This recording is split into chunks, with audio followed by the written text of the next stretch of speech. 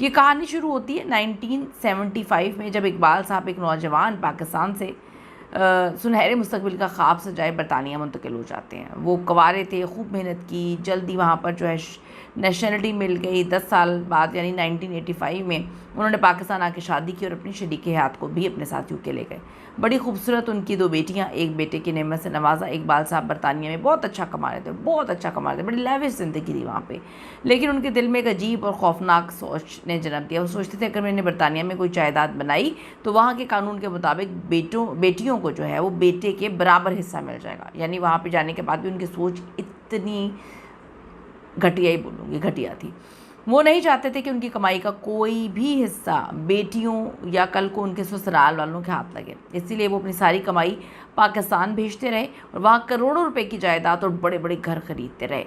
वक्त गुजरता गया, बेटियां जवान हुई तो इकबाल साहब ने उनकी शादियां बरतानिया में ही कर दी। कुछ अर्से बाद उनकी अहलिया का इंतकाल हो जाता है। अब इकबाल साहब अकेले रह गए थे। उन्होंने अपनी दोनों बेटियों को बुलाया और साफ कह दिया, तुम दोनों का मेरी जायदाद में कोई हिस्सा नहीं है और जो कुछ भी है वो तुम्हारे छोटे भाई का। तो कभी नज़र मत लगाना, कभी ये मत सोचना कि तुम लोगों को जायदाद में से 1 रुपया भी मिलेगा, क्योंकि वो कहते हैं कि जी बेटे ने मेरा नाम आगे बढ़ाना है। बेटियां जो अपने बाप का बेहद एहतराम करती थी, उन्होंने खामोशी से सर झुका लिया। उन्होंने कोई इतराज़ ना किया और अपने हक़ के लिए अदालत का दरवाज़ा उन्होंने नहीं खटकाया। वो अपने अपने घरों में खुश रहीं। दूसरी तरफ इकबाल साहब ने प्यार में, अपने बेटे के प्यार में अंधे होकर अपनी ज़िंदगी ही में बरतानिया का घर, पाकिस्तान की तमाम जायदादें जो हैं कानूनी तौर पे अपने इकलौते बेटे के नाम मुंतकिल कर दी और ख़ुद बिल्कुल खाली हाथ हो गए।